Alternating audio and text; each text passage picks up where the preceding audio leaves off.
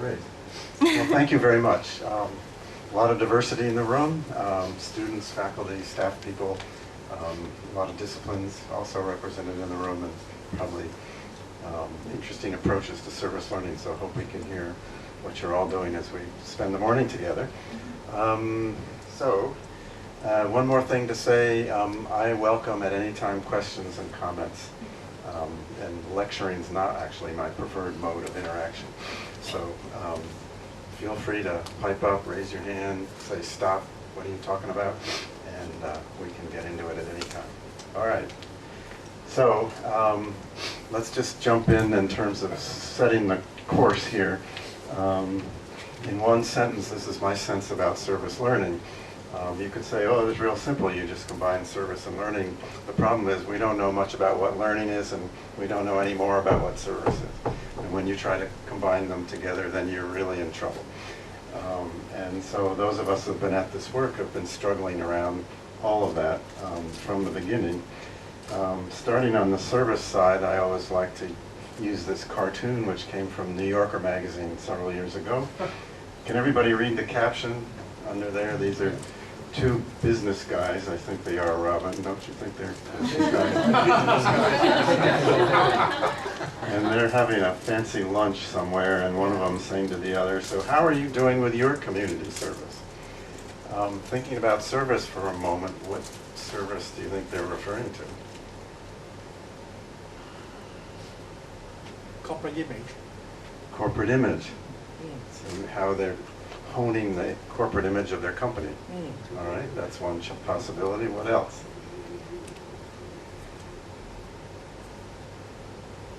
What do you imagine these guys would be doing for their community service? Do you think they do community service? I see a no.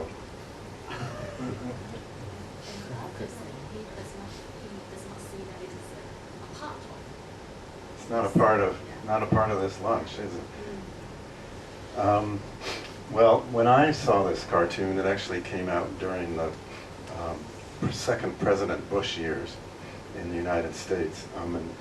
And during those years, there was a certain energy company that got into big trouble, and one of the COO of that energy company was indicted and convicted of various illegal business schemes.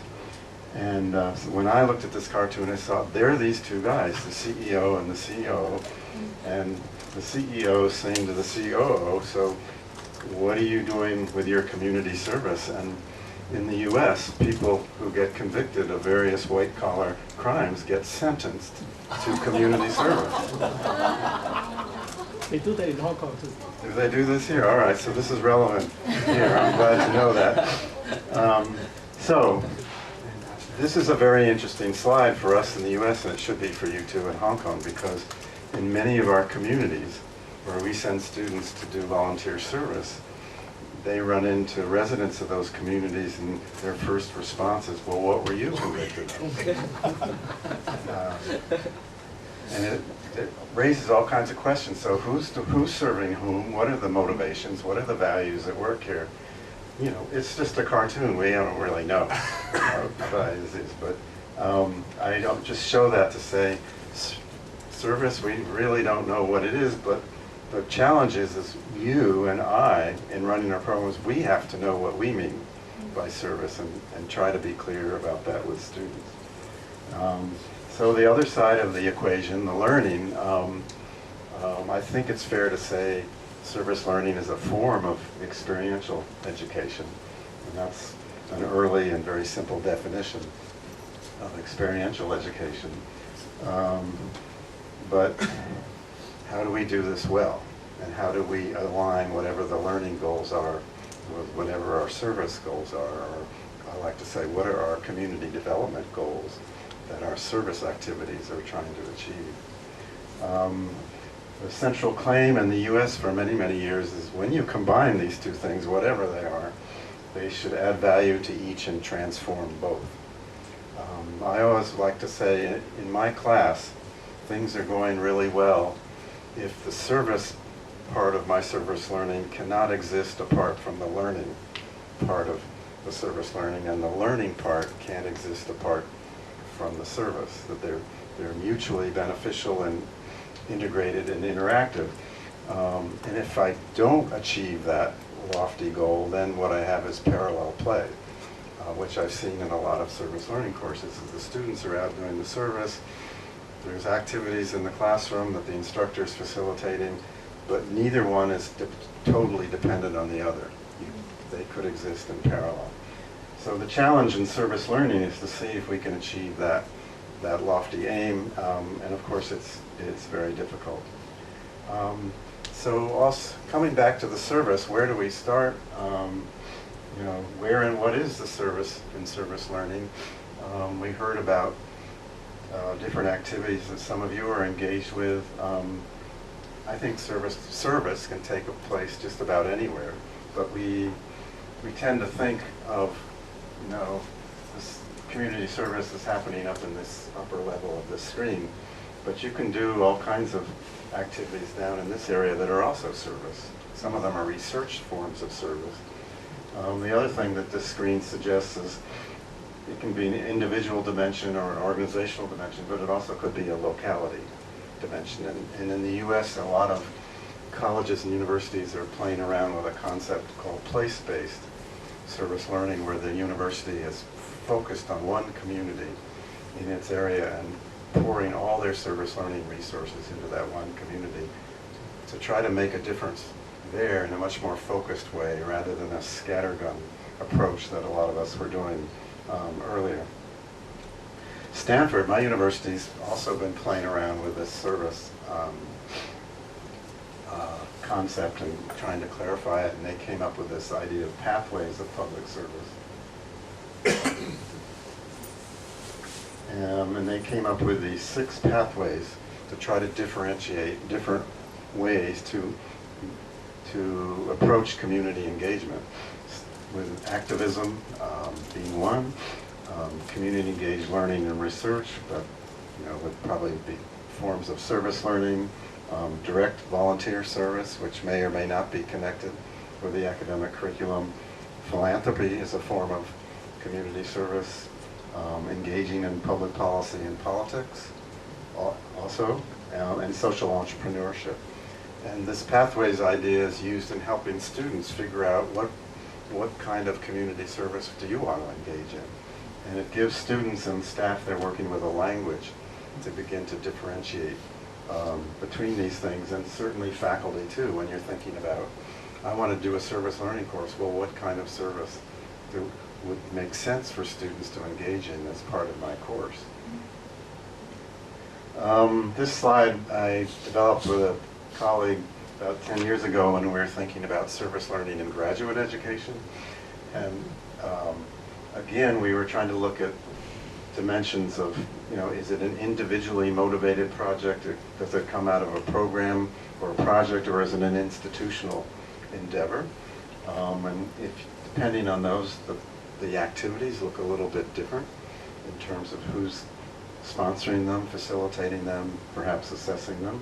And again, you can look at, we were looking at kind of teaching and mentoring or individual volunteer service as one dimension, research and evaluation as another form of community service, and doing technical assistance as a third. Another approach to thinking about service comes from Boyle Bays and her associates, and she asked, so what's the point of engaging students in service as part of, but maybe above and beyond the academic goals of the service? Are you trying to engage and encourage students to confront public apathy? Are you trying to nurture human kindness? What are the values in play when you begin to think about this? Are you trying to foster community dialogue and interaction and deliberation? Are you thinking about specific forms of civic skill building? Do you have a more activist concept and trying to engage students in really engaging with and thinking critically about issues of injustice and inequality?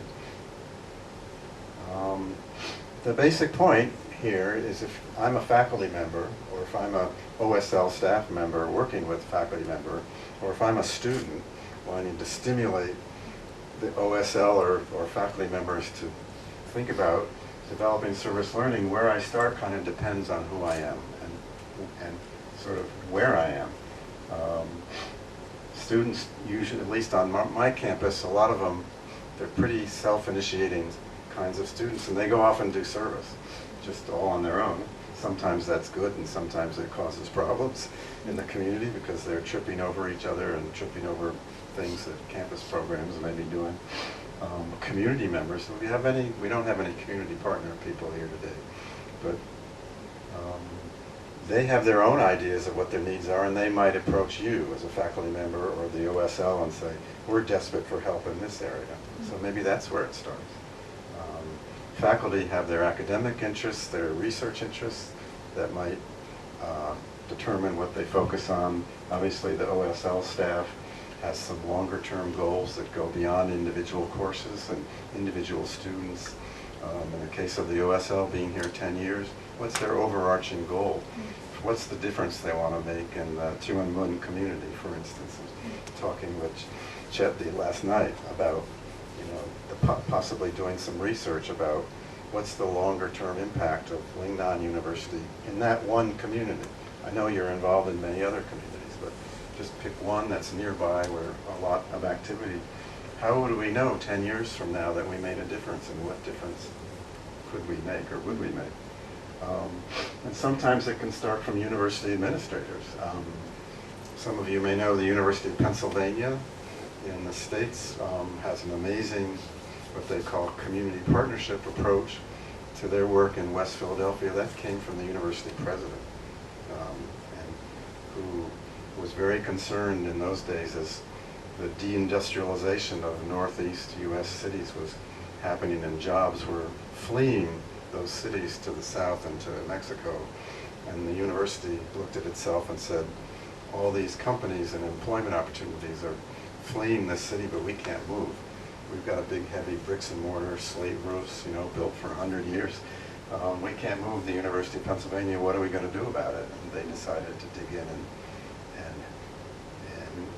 really were the catalyst for the redevelopment of West Philadelphia to make it an attractive place where students and faculty will want to come. So, the more we talk about this, you can see it's kind of complicated. What kind of service are we interested in? Who's doing what to whom and why? How does it fit in with a given academic course?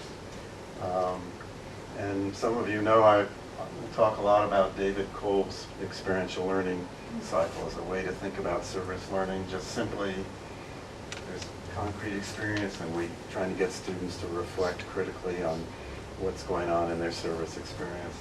They induce ideas or theories or theorize that experience, and hopefully there's some connection here between their theories and theories in your subject matter in your course, or theories of the so-called experts. And then they're re-engaging in their service experience to test out those theories. Are they true? Does it make sense what so-and-so said in my textbook? Is it true in this community service setting I'm engaged in? What we've just been talking about is kind of everything above the red line. What is the concrete experience? But the problem, or maybe the challenge is, as a faculty member particularly, is if I'm going to figure this out, I think maybe I need to come down here and figure this out first. Because how do I choose what it is I'm going to want to engage my students with in the community? What kinds of community partner? What kinds of activities and goals? If I'm not clear about what my academic goals are for a given course. So what I'm suggesting here is, having thought some about all that service stuff and what in communities and community services, then to drop down to the lower part of that experiential learning cycle and get clear on what course am I working on that I want to make a service learning course, and what are my goals for students in that course, whether it's a service learning course or isn't a service learning course. And any of you who teach do this already, I'm sure, so this isn't any news. But what I'm suggesting is, particularly in a service learning course, there's knowledge issues, there's skill issues that relate to accessing knowledge, but there are also skill issues students need to think about in terms of being effective in their community service. And then there are all kinds of attitudes and values you or the OSL or the universities thinking about, I mean, why does Lingnan University emphasize service learning so strongly? A lot of it is knowledge related, but at least as I read the literature and listen to people, a lot of it is values oriented and sort of whole person development of students who will go out in the world and hopefully be constructive leaders in the community. Yeah. You invited kind of interjection, so here's Please. one, right? So I think a lot of us start with a set of course goals that are already there. We inherit a syllabus, it's kind of written in stone nowadays, right? Because we have the outcome-based approach, and we need to show that we're measuring the right outcomes.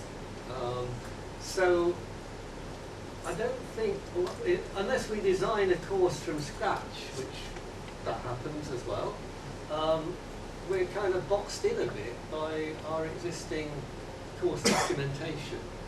Right? And what the Office of Service Learning often does is fill that out with training. So for instance, the background knowledge and understanding of the community. So the Office of Service Learning will run workshops, training workshops for the students. But that won't be the instructor doing that, that's Office of Service Learning. And similarly, some of the team building skills, if they're working in teams, will also be organised by the Office of Service Learning. So, but I think for academics, we're kind of in chains in some ways, right? We're kind of boxed in by the. I don't know what other people feel about that. But what is the implication of your point? Well, the implication is that maybe if you're starting with a course document that's, you know, been there a while and your head of department doesn't want you to change it, then that might limit the kind of community engagement, perhaps. Well, I would want to say that a little differently. Yeah, say please. How about we exchange the word limit to suggest? In other words, you said it yourself in the introduction, the task or the challenge here is alignment. And alignment doesn't mean limit, but it does suggest. You know, if I'm teaching a course in human development and I want my students to be engaged in some kind of activity where human development takes place, I mean, it takes place everywhere, but in an explicit, goal-directed fashion, then that tells me possible places where I would look for service learning. Then on my own or with OSL staff, if I'm in an institution lucky to have such a center, and not all the institutions here have that, I look around what organizations have those settings, and then could they be approached to host my students, and what can my students do there that would be helpful? So that, to me that's not limiting, but, and if it's a human development course, of course, it doesn't just mean that it has to be a school setting or a child development center setting. You could think of human development all over the place. Okay, yeah, so that's a bottle half full. Yeah. Mine was a bottle half empty. Yeah, and you introduced me as teaching in a variety of disciplines at Stanford, which is true. Accused, guilty as charged. So when people ask me what's my discipline, my quick joking answer is I'm undisciplined. But there's some seriousness in that, because for me, service learning is highly interdisciplinary. And I've been lucky to work in a university where I could travel around and teach in different departments and programs and even colleges to experience service learning in different realms and really try to cross lines. And fortunately at my university now, we're doing much more interdisciplinary work, which has been great for the service learning initiative. Can I just respond to that? Because what it suggests to me is that, you know, the academic world has typically been discipline, right? Like silos, right? But when you go outside, the problems in the community are not like silos, are they? They are interdisciplinary problems. Absolutely. And more than that, I would say, I came into this field from the community side, so I've always been interested in what's going on in communities. And when I look around in the States and South Africa, which are probably the places I know best, the most dynamic and effective community development efforts are highly interdisciplinary. They're the ones that actually seem to make a difference in our communities. So a social work program per se doesn't accomplish all that much for a community. Maybe it does for individuals in that community. But when you're looking at comprehensive community development efforts trying to uplift a community and reduce economic or health disparities in a community, it's all interdisciplinary. And social workers need to learn how to work with lawyers, they need to work with doctors, they need to work with city planners, et cetera, et cetera. And we should be training our students to do that kind of work, but we don't do very much of it. But anyway, so, you know, whether your course is all this stuff is given and is inflexible, or whether you can change it, is not really my point here. My point here is you got to know what it is in order to go back up to the top of that experiential learning cycle and figure out what the service should be. So, and we won't spend a lot of time on this because it should be old news to most of you, but one thing I will suggest is if you're lucky enough to be creating a course from scratch, or if you're refining a course that already exists, you ought to be thinking about what are the contexts that are going to influence, if not determine, what your knowledge development goals are for students in those courses, and who might be helpful in achieving those ends. So, you know, most faculty work very well down in this circle, and, you know, a given syllabus basically addresses this. But if your students are going to do service learning, they need to know something about service learning. What is it you're asking them to engage in? And what's the responsibility of the faculty member, or if you have an OSL staff working with your staff member, who takes care of this? Because it's not always a great idea to just plunge students into service learning when they don't know why or where, what it is you're asking them to engage in. So there needs to be some form of preparation and support around knowledge of what service learning is. What's going to happen to me when I do service learning? And same, whoever the community partner is, once you determine that, what do your students need to know about those partners? What do they need to know, at least on some surface level, about what this child development center is trying to do and where it fits in the community, and maybe what its disciplinary practice is. So this is, you know, what I'm doing here is just complicating your lives. Same at the skill level. Service learning requires certain skills, and the OSL people know all about that. Students need help getting more proficient and being effective service learners. That can be the faculty member's job, or it can be the OSL staff member's job. Similarly, what are the skills the students need to have to be able to serve effectively in a classroom, for instance? I don't think I would do particularly well as a service learner in a first grade classroom, because I don't know anything about elementary education, and I've never been particularly interested in it, except when my kids were that age. So, you know, the questions I'm asking here is, what is it that needs to be learned, and who's going to help the students learn it? It doesn't all need to be on the faculty member, and at least here at Lingnan, you've got the support to make sure it doesn't. And if you're interested, we can come back to these, but I just wrote out some kinds of academic objectives that address all these things.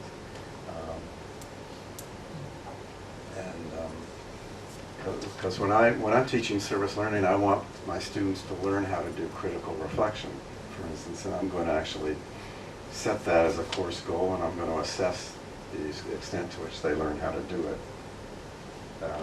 Some people are real strong on wanting students to learn kind of global citizenship or service learning outcomes, and they'll write those in as academic objectives, and they'll assess them at the end of a course.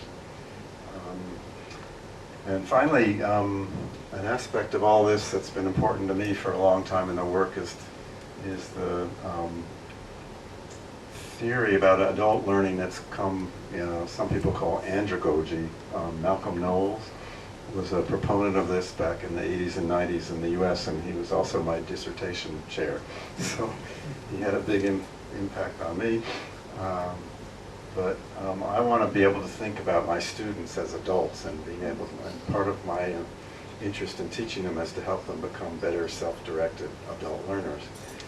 That doesn't happen magically. There are things I can do to help them achieve some of these things, and I can be overt and explicit about it and say, here's what you're going to learn, here are the objectives, and we can assess it, or it just can be something I do as I go about the course of my service learning teaching. So all of this stuff for me, then I need to sort out in a course syllabus that makes sense to me and to my students. And so I've come to think about tracks in my courses. So there's the targeted academic content of my course that I set. I can monitor and assess. The students might do self-evaluation, self-assessment. Then, since in service learning I know that my students come into the course with personal development, personal learning goals that are separate from my academic goals. So I create a space for them to actually work on those things. And I don't assess the degree to which they achieve their own goals, but I can teach them how to assess their progress towards learning those goals. And that's that self-directed adult learning curriculum coming in there. And then there are, a lot of people are interested in the emotional or values-oriented or global citizenship aspects of service learning. And, to many academics, this is a touchy-feely, mushy-gushy part of service learning, but it doesn't have to be. Students and faculty members can set some goals around this. They can be assessed and monitored. And at least in my teaching, I bring it up to the surface and make it an overt part of the curriculum.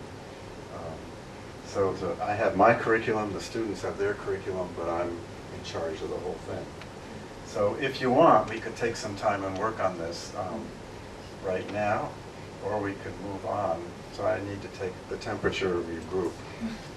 How many of you would like to take a few minutes right now and really talk to each other and think about your course in the context of what it is you're setting out, what you're setting out for your students in the context of, I'm going to do this as a service learning course. See some heads nodding. Can we take 5-10 minutes? How is it? Good? Good? Yeah, actually, we talk about most of the time we engage students to do service learning program. We just focus on developing the generic skills, social skills, and focus on personal growth and self-confidence. Yes. But at the same time, we forget to pay more attention on their cognitive skill development. Yeah, and then we are intended to provide a lot of information, theory, and concept to them. But we have to think about to let them to have more space to have more reflections and more more stimulations on their thinking, broadening their perspectives, things like that. Yeah, that's a good point. And you find yourselves as an instructor getting into time management challenges because you have a limited amount of time with the students and a lot of things you want to accomplish. Well, that's great. Hold those thoughts, and we'll keep moving now. We're going to go back up to the surface again. Back up here now. So you've got some sense of what it is you're driving at with your course now. So what about the service?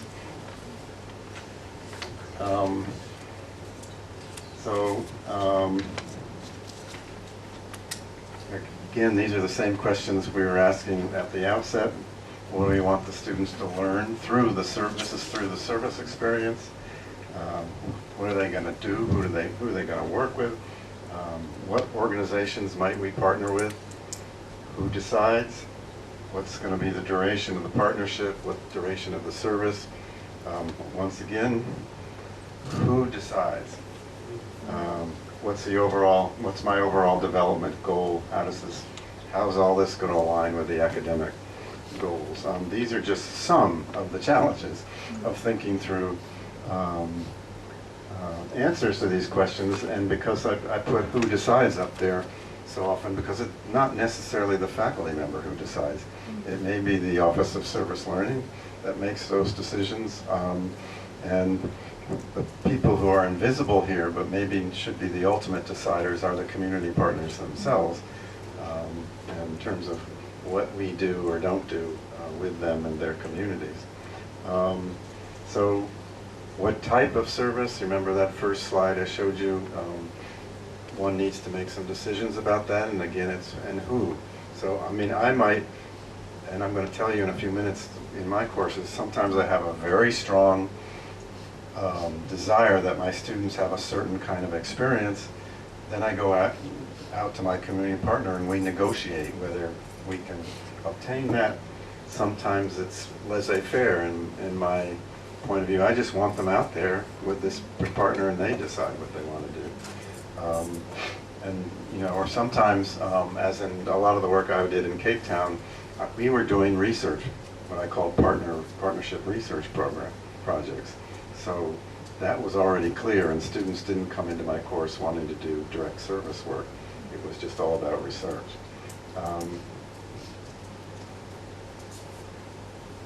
So once again, these are kind of the design criteria, or in terms of how we go about doing this. You know, do we work together?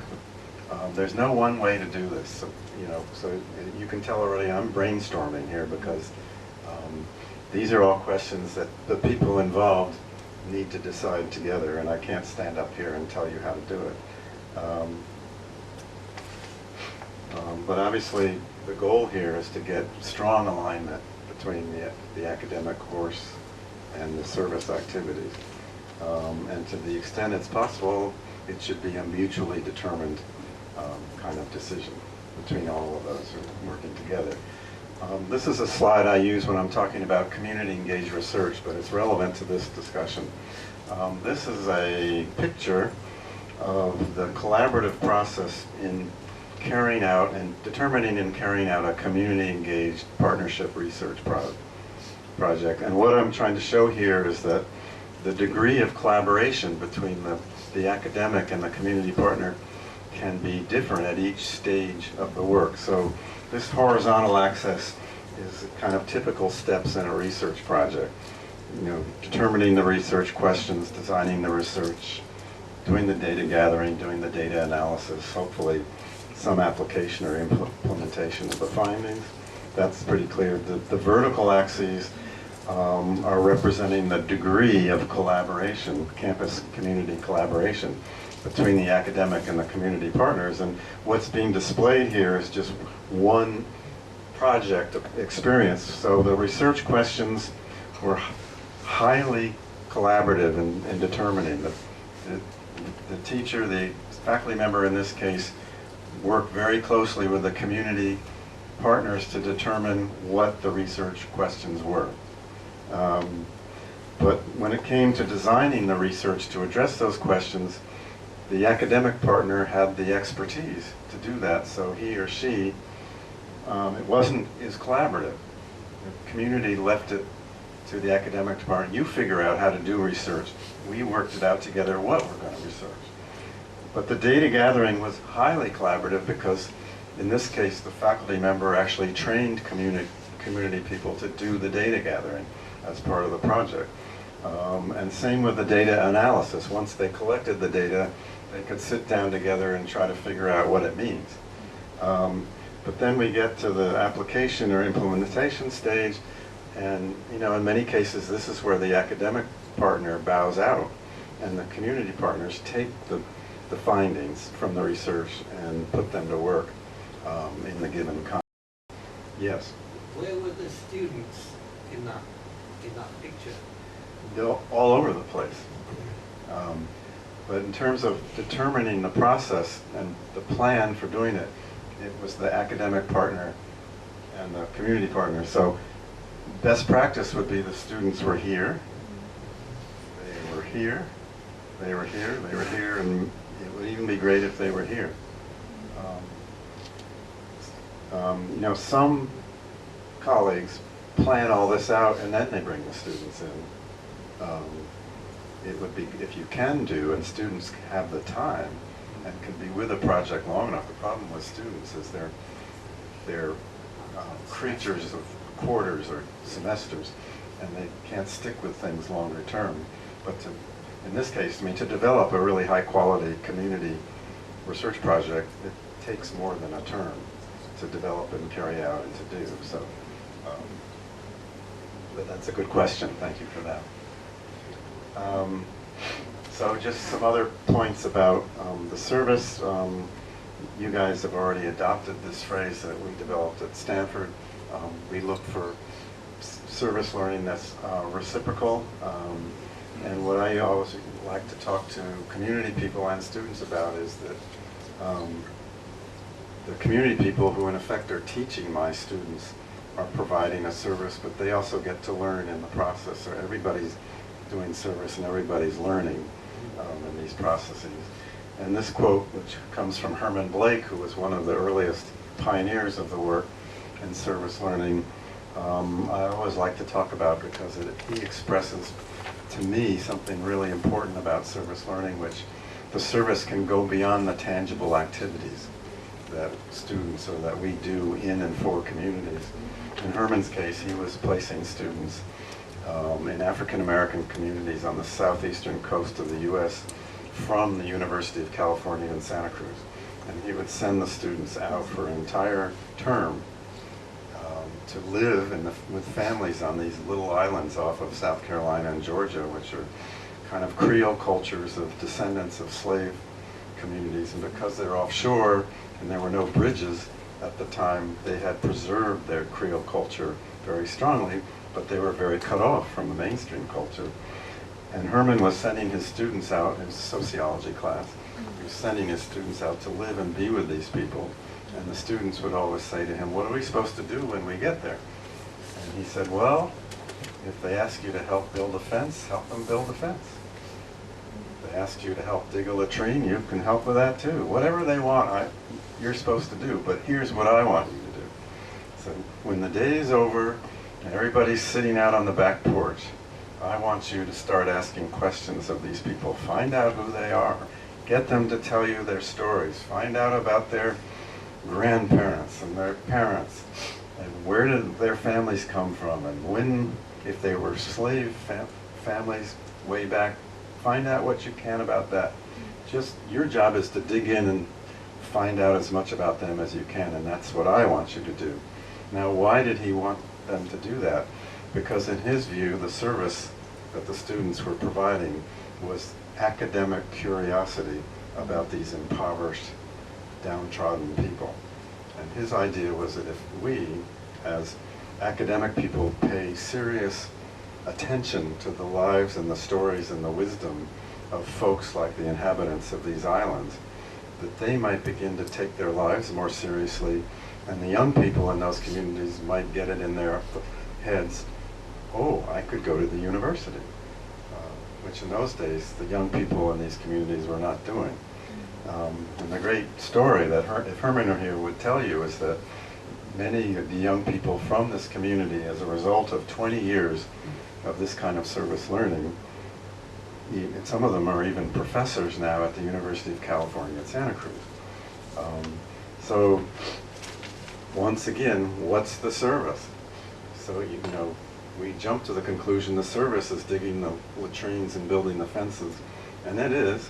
But for Herman, there was something much longer term that he was after, and those students, cohorts of students went in and out of those communities. But over the term, just the questioning and the listening had an impact on those people and their self-concepts.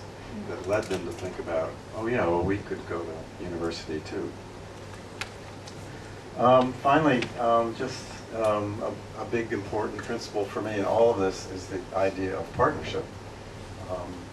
And I find myself preaching about this all the time, but we must think of our people we work with in communities as our partners and as important relationships. And we were joking yesterday, at least in my work in South Africa, that we began to have this running dialogue, particularly with students who are trying to develop their own research partnerships. With how many cups of tea does it take to develop a partnership? And in a place like South Africa, it takes many cups of tea, which is very different from in the U.S. In the U.S., we pick up the phone, you call somebody, and you make a deal, and you're off and running. I don't know how it is in Hong Kong. In South Africa, you pick up the phone and call somebody, and they say, could we meet for tea? And you go and you have tea, and it turns out they want to know who your grandmother was and where you came from. And then they say, well, can we meet next week? We can talk about this a little more. It took me a while to figure out that they weren't going to deal with me until they figured out who I was. And I shouldn't be dealing with them until I figured out who they were. And so we had this running joke in my classroom, which is when the students would come in each week, is, how many cups of tea did you have this week to get your project moving? But it's not just a joke, it's dead serious. And that in order to create the kind of work we were trying to do in those communities, we had to have relationships. And my big beef with the social E people on my campus, and as you know, social E is a big, big deal at Stanford, is you can read all their manuals and you never see the word relationship. I think particularly in places like South Africa, if you don't focus on relationship, you can't do service learning. Now, one other way to think about all this service comes from colleagues at Northwestern University, where I had the pleasure of being last year for a semester and got to know the folks at their ABCD Institute. You may have heard of their work on asset-based community development. And they, over many years, have tried to reframe our whole approach to community needs. And their notion is communities also have assets, and what if we focused on their assets more than their needs? Or as the community of need next door to my university at Stanford always used to say, all you people focus on is all the things wrong with our community. And we keep hearing about all the things wrong with our community. If we need to apply for funding for something, we have to tell the funder everything that's wrong here. And we never get to talk about what's right here. And what if you came to help us focus on what's right here rather than what's wrong? And these folks have been working on this for a long time. So yes, people and communities have deficiencies and needs, but they also have assets and capacities. And if you look at communities simply as a place of needs, you see a map, something like that. And think of your Hong Kong communities, you can probably make a map, something like that, right? These are maps of communities in Chicago, Illinois, but not so different from other places. But what if you looked at the same community with a different kind of map? What would you see? And you begin to see that even in impoverished communities, they have all of these things. And particularly, this is so evident in South Africa, where in the township communities, that during the apartheid years were so on their own with no support and a great deal of repression coming from the government.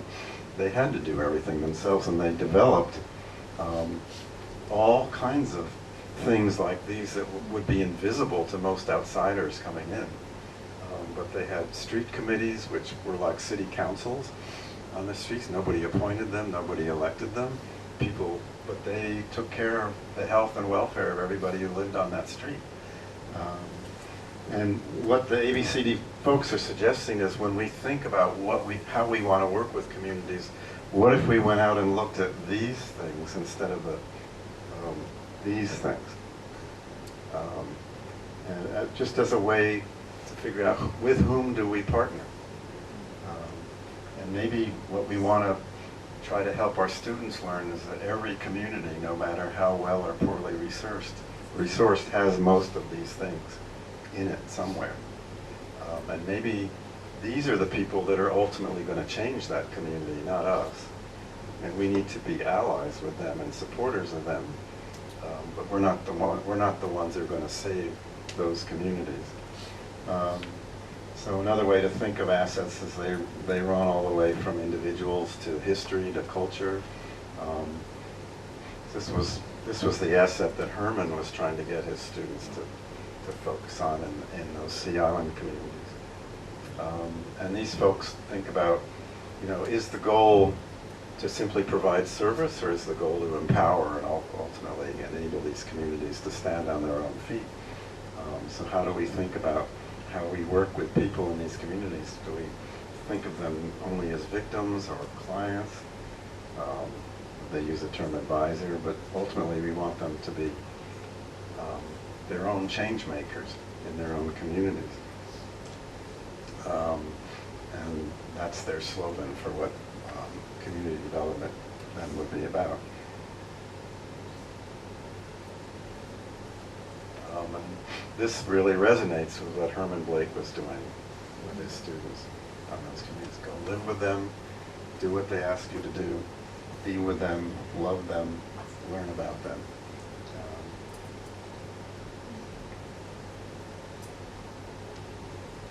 So, we're trying to do all these wonderful things. How do we align it with a course?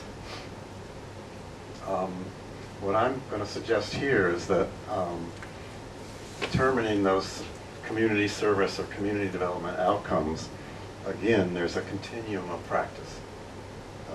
And it could be the partner determines what those activities are going to be, and I just say, go, do whatever they want to do, kind of like Herman did. Or I can say, no, I have some ideas about this and we're going to negotiate it together. Same with the learning outcomes. I could say, this is my course. You've just talked through some courses. We know what we want to do. It's a given, the way Robin said. Or we could say, well, not so fast. Maybe the community partners should be engaged in helping us think through the course and how it aligns with what we're going to do together. No right answer to this, just a continuum of practice. And it need not be the same for the development goals or the learning goals.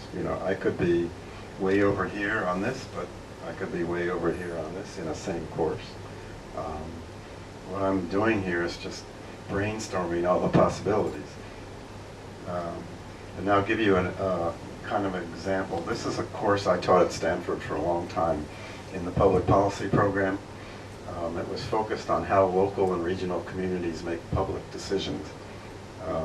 And in those days, and really still today, there was no textbook on this. This was an area of scholarship that people hadn't paid much attention to. So I decided, well, the community is going to be our textbook, and the service learning will be the text that students read as part of this course. And I had two different ways of doing it. I had an internship model, and I had a group research model, which I would do depending on the year and how I was feeling and what the community possibilities were. In the internship model, I taught we're on a quarter system at Stanford, which is crazy making for service learning, so I taught a 2-quarter course, and it was basically an internship model. The students were to spend 10 hours a week with the community organizations that I chose in the Santa Clara Valley, right around the Stanford campus. And I chose organizations that were deeply involved in a contested public decision. And I wanted the students to be in those organizations so they could see how do these groups come to terms with what they're going to decide and advocate for in a given public issue. So what I said to the community organizations was, you have a pair of hands for 10 hours a week, do with them what you will. What I ask you to do is to let them in on spaces and places where they can see people grappling with what they're going to do about this issue. So board of directors meetings, you know, take them to lunch with the executive director. Whoever's involved in this, let them see firsthand how this is working out in the given organization. Similarly, it was my curriculum. If you looked at my syllabus, it looked like any old course syllabus that I had determined, and the partners weren't much involved in that. The community research model turned out much differently. The best project we had came to me because the community development director in Palo Alto, which is the neighboring city to Stanford, came to me and said, we have an economically failing commercial district, which is an anomaly in a highly affluent city of Palo Alto, but it was true, and I happen to live in that community. And I was curious about it, but she came to me and said, we don't know how to handle this. We've got proposals in front of the city council that run the gamut of raising the whole place and turning it into what California calls a redevelopment area and rebuilding the entire place and using eminent domain to snatch the properties from the property owners and just redesign, rebuild the whole area. At one extreme, the other extreme was, we don't know what to do about this, just let whatever happens happen, and everything in between. And she said, we just don't know what to do about it, and we realize we don't know enough about what the community thinks about it. So could your students research what the various community stakeholders in this issue have to say about the issue and about each other? And this sounded interesting to me, so we took it on. And so the development goal, or the service goal here, was something mutually decided between me and her. And the learning goals, because of this, couldn't just be me. I couldn't just decide what the goals were because it was all wrapped up in this project. So that's the difference between the way I operated with two very different courses, two very different versions of the same course. In South Africa, I was witness to a fabulous experience of a community partner and a faculty member and a community member trying to figure out how to design a service learning course. And it was a fascinating experience. The faculty member in this case was a public health professor at the University of Cape Town, and she had been teaching a service learning community health prevention course in a community northeast of Cape Town for several years, and it was a 2-semester program. In the first semester, the students researched all the community health, public health issues in the community. And the second semester, they developed and carried out a prevention intervention to try to address one of those problems. And it worked like a dream. But, she did it every year. The students enjoyed it. The community appreciated it. There didn't seem to be a problem. The meeting I went to was, she was invited to offer the same course and program in a different community. This was a black township community, quite different from the first community that she was working in. And she sat down. She was a very brave and courageous person, and it was great of her to let me just sit there and be a fly on the wall and watch this. And this was a 2.5 hour meeting. And she and the community partner that had been identified she was going to work with kind of assumed that let's just replicate the first expression of this course into the second community. And they started talking, and after a while the community member who was sitting there said, well, wait a minute. He said, I'm listening to what you're proposing to do here, but I need to tell you it's not going to work here.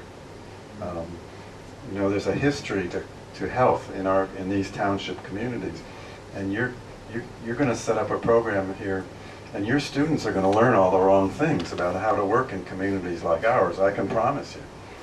And he pushed and he pushed, and after a while they started listening to him. By the end of it, she had totally redesigned the whole course, having listened to him, and the NGO guy even had to kind of twist his head around. But they ultimately came up with a very different model and design,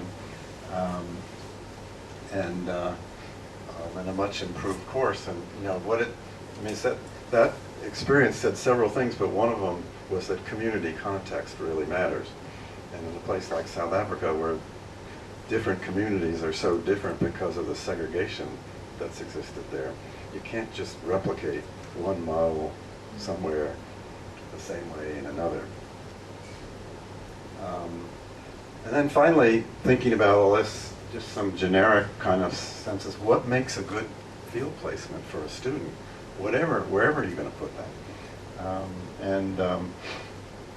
Richard Graham, who was working on this back in the 70s even, had a statement that really made a lot of sense to me in terms of developmental challenges for students regardless of the service they're engaged in. And he says, a good service assignment is a manageable confrontation with novel responsibility. And manageable may not mean successful, but it needs to be not overwhelming. And sometimes we throw our students into situations that for a 19, 20-year-old are simply overwhelming. But so can we, whatever it is, can we try to ensure that it's manageable? And novel is important because we want students to have a change in role. That role taking is a new challenge in service learning that can be important. And the role is going to depend on the match between the student and the assignment. I think this one's easier now than it used to be back in those early days when Graham and other people were working on this, because pedagogy in schools and universities has changed, and there are more alternative pedagogies out there that are changing the roles of students.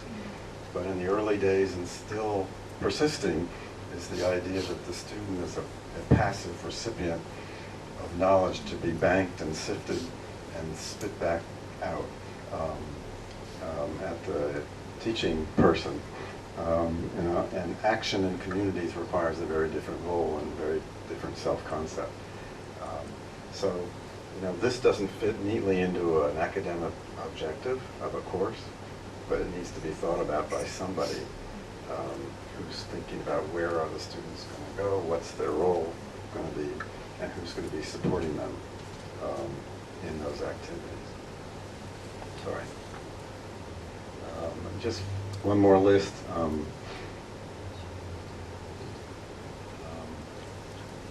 I always like the idea that one of the reasons we're putting students in these situations is to teach them about perspective taking. Is how do you sit in somebody else's shoes and see a situation from their point of view. So, questions on any of this? Comments? I have a question. Yeah. As an academic exercise, like a subject, there is always a beginning and an end. But the real world problems, they don't. The real world problems, they don't have very neat starting and ending.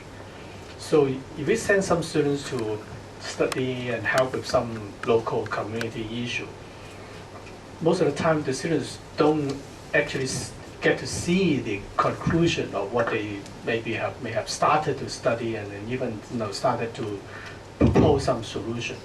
But then the course is finished, they have to stop. Now, how do you, because we have some experience with this, and sometimes the students come back and frustrated. Oh, now that I understand this and we have this idea, but nobody is listening to us, we have a proposal, nobody bothers to do anything. They come back frustrated. How do you deal with this kind of problem? That's a great question. Everybody hear it? I go back to the beginning. For me, whatever my students are going to do in the community with a community partner starts with the partner. And all too often at my university, I don't know about yours, but students at Stanford have high regard for themselves and their skills and their abilities. And they have a lot of ability.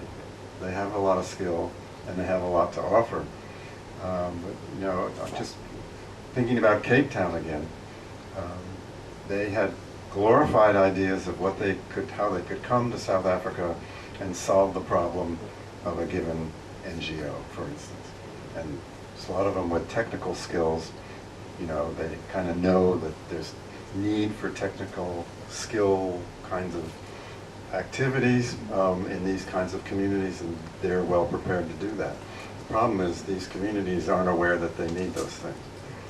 So where the frustration for students comes is they want to do a good thing, they want to be helpful, and they try to do it, and it doesn't get grasped. And I don't know if that's the kind of frustration your students have, but it might be. And or the semester's too short, and they don't have enough time to do it. So what I finally learned when working on this all the years, ultimately, and we tried to practice in Cape Town, was the service learning took place in the context of a longer-term partnership we had with those NGOs. And we recognized and told the students up front, you're not going to finish this thing necessarily. You're not going to solve the problems. The problems took a long time to get here, and they're going to take a long time to be solved. You're a part of this, and you need to successfully work so that the next student who follows you into that partnership can carry the work forward a little further and a little further. And it requires some humility on all of our parts in terms of what we can actually do. And for me, it starts back with that concept of relationship. And what the students are very impatient with, at least our students, is they're very impatient with that relationship business. When they would come to Cape Town and say, why does everything take so long here? Why do I have to have so many cups of tea? I know what it is we need to do. And I would always say, you know what you think you need to do, but nobody else here shares your concept. And that's the problem.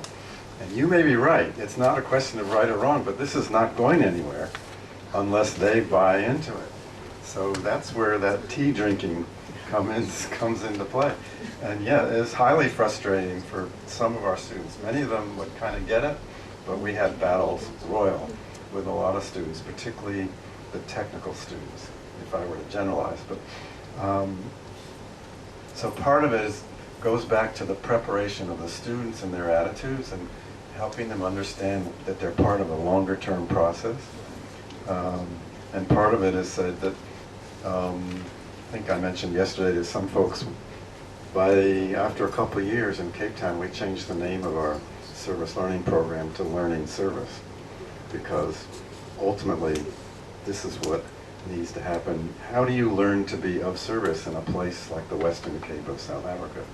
How do you learn to be of service in East Palo Alto, California, as a Stanford University student representing an institution that is loathed by a lot of people in that community for its previous activities or neglect of that community? I mean, even still, in spite of advocacy by a lot of people on campus, our university, which provides free transportation all around the campus, and between the campus and the city of Palo Alto and the neighboring city of Menlo Park, provides no free transportation to East Palo Alto, where most of the low-paid employees who work on the campus live. Still, in 2017, where we are. So, and so students going into work, they have to remember they represent Stanford when they go into this community. People are going to they're going to have attitudes. And you can't just shrug off the fact that you represent an institution even though you have good intentions and want to really be helpful. So there's layer after layer of complication that have nothing to do with the fact that I have the ability to solve your problem. And people who've been at the development business for a long time can tell you endless stories about people like us going into communities with really good ideas, appropriate technology solutions to water problems, and those solutions end up sitting on shelves and don't get utilized because they didn't travel over a relationship. And my feeling is it's in teaching as well as in development work. If you don't have a relationship, nothing goes over the bridge. We feel like it's going over the bridge. The students get enough that they can write a final exam, but nothing substantial in terms of beyond simply knowledge acquisition gets across that bridge. Does that help? Other questions on this? Yeah. Just a comment. I'm glad I'm at Lingnan because I don't think we have that kind of elite ivory tower image in Tunman. I don't know. I mean, because we got this, but I don't see us as that kind of despised, elite, privileged institution. I think that works for us, right? Not as much, but still, Hong Kong is a very fast-paced society. Right. We are used to walk very, very fast. We are all very impatient. But when you go to a different community where people tend to be slower, they can take more time, it's a big cultural shock for us. Yeah, but I think there's a particular problem for research universities, where I've spent most of my life, because our academic colleagues do what one of my colleagues called touch-and-go research. You know how they train pilots to do touch-and-go landings on the tarmac?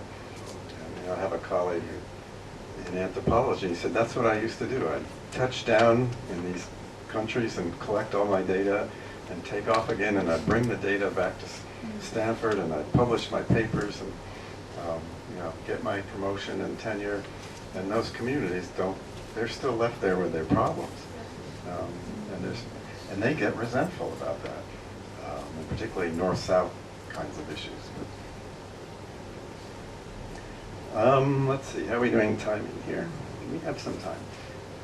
How about taking a few minutes? The next step on that sheet that I gave you is to try to make some sense out of the community service side of this. Can you write down or share with each other what kind of community service experience would you like to have for the students in the course you were talking about earlier? What are the possibilities? What help might you need to bring this about? Who are you going to talk to, work with? Can students help with this? Somebody was asking about that earlier. So thinking about the community's concrete service, 6 development outcomes, with whom, what, where, when, what preparation is needed, who's responsible for what. All of those things. The questions are all on the sheet. You need not use any of them, but talk with each other for a few minutes about this. And I think maybe the ultimate point of the conversation might be that you're not going to solve any of these problems this morning, but where are you going to go when you go back to your office or back to your campus? And who are you going to talk with to try to work these things out? Let's take about 6 minutes. Okay.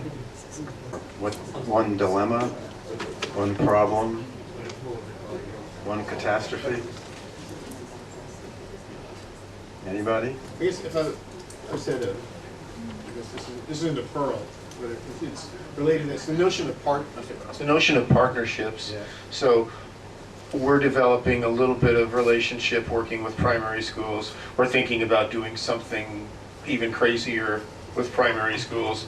So if we go and talk to them, they would at least say, okay, this guy came before, we didn't know him, we trusted him, things worked out okay.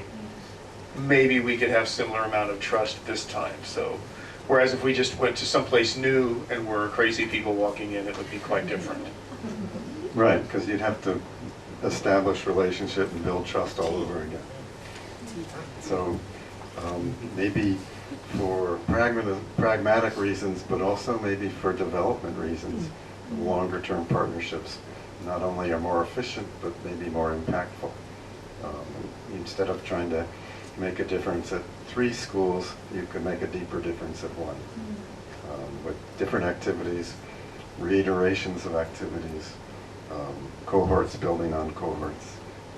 And one of the reasons we took a very strict approach, similar to that in Cape Town, was we were working with NGOs that were not accustomed to having short-term student volunteers. People didn't do that in South Africa in those days. There's no volunteer tradition. There wasn't. And the NGOs there are terribly overburdened and wildly under-resourced. So they don't have staff people hanging around waiting to receive and supervise volunteers.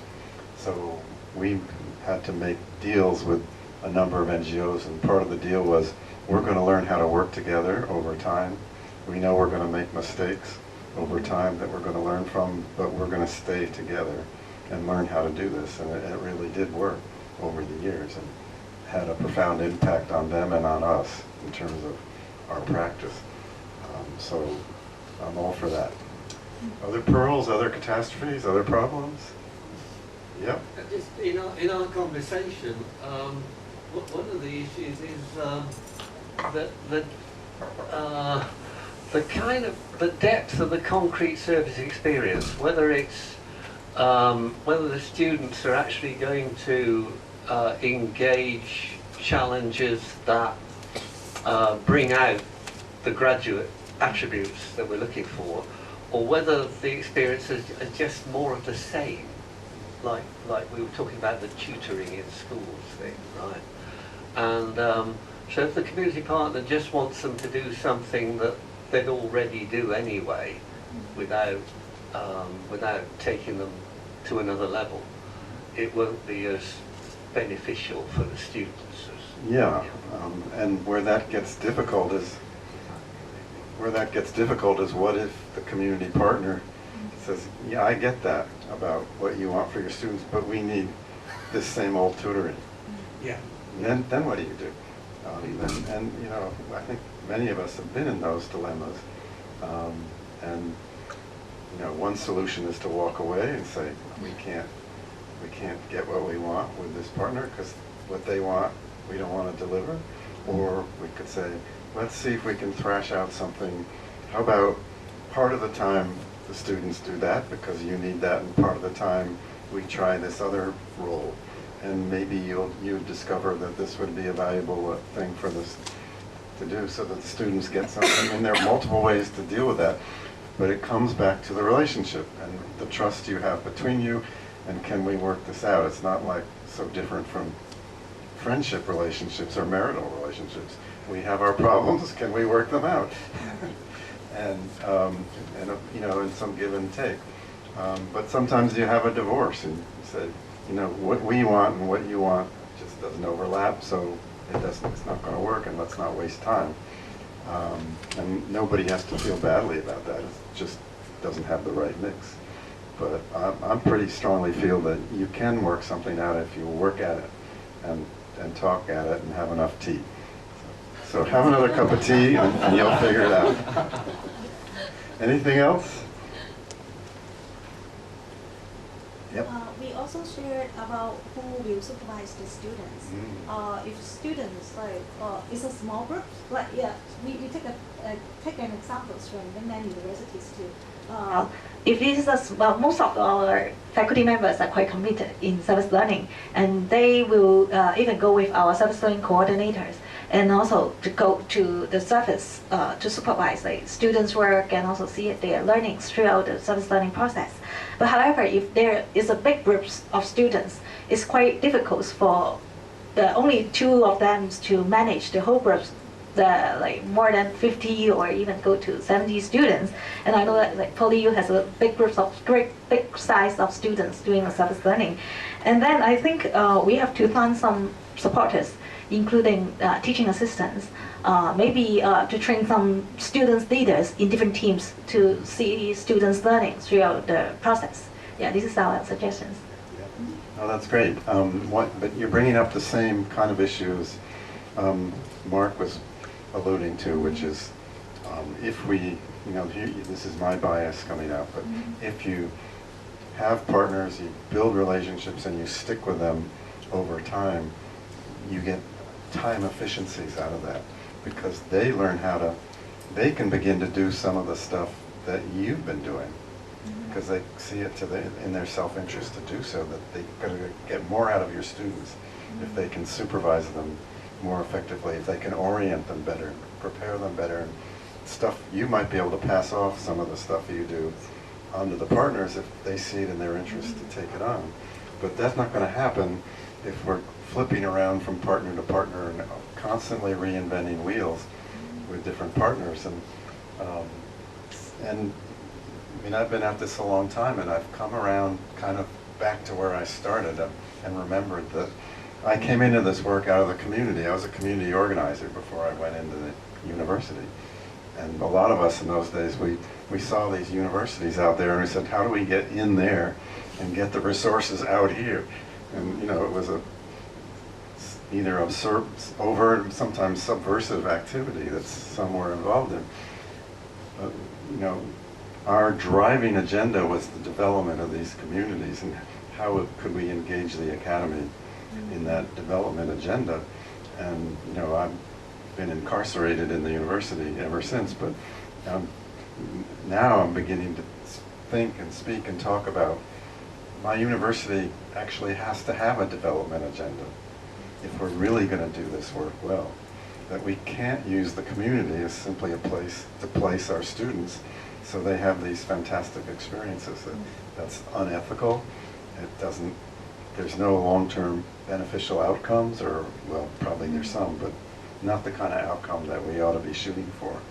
And, you know, at least in our society right now, we have growing and increasing and terrible economic disparities, health disparities, political polarization, et cetera, et cetera. And if we're really going to do something about this, we've got to have some pretty serious agendas for how we're going to engage. So with my university, Stanford, which as you know has a strong reputation for catalyzing the development of the tech industry in Silicon Valley, what if 50 years from now we had a similar reputation for seriously mitigating the economic, health, and political disparities in Santa Clara Valley, many of which were created by the rise of the tech industry? You know, what if we had that kind of a reputation? You know, at this moment, there are not many people at Stanford who have that aspiration.